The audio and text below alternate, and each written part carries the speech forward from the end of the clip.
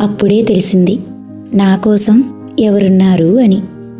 ఆకలితో అలమటిస్తుంటే బువ్వ పెట్టే వాళ్ళ కోసం నేను ఎదురు చూసినప్పుడు, చలితో వణుకుతూ ఉంటే వెచ్చగా గుడ్డ కప్పే వాళ్ళ కోసం ఎదురు చూసినప్పుడు, వర్షంలో తడుస్తూ ఉంటే గూడులో కాసంత చోటిచ్చే వాళ్ళ కోసం ఎదురు చూసినప్పుడు, నిండా మునిగిపోయి ఉంటే చుట్టూ చేయందిచ్చే వాళ్ళ కోసం ఎదురు చూసినప్పుడు, నిందలన్నీ వేసేస్తూ ఉంటే నన్ను రక్షించే వాళ్ళ కోసం నేను ఎదురు చూసినప్పుడు, అప్పుడు తెలిసి వచ్చింది నిజంగా నా కోసం ఎవరున్నారు అని.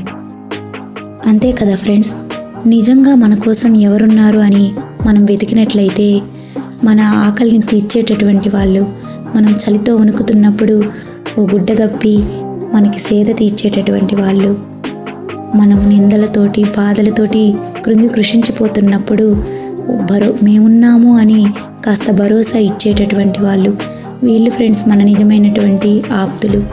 ఇటువంటి ఆప్తులు మనకు ఉండడం నిజంగా మన అదృష్టంగా భావించాలి.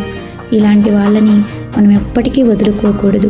ఒకవేళ ఎటువంటి మనస్పర్ధలు వచ్చినప్పటికీ మనము ఆ మనస్పర్ధలకి కారణాలు ఏంటి అని వెతుక్కొని వాటిని సాల్వ్ చేసుకొని మళ్ళీ ఆ బంధాలని నిలబెట్టుకోవాలి తప్పితే తుంచేసుకోకూడదు ఫ్రెండ్స్. ఒక్కసారి ఆలోచించండి.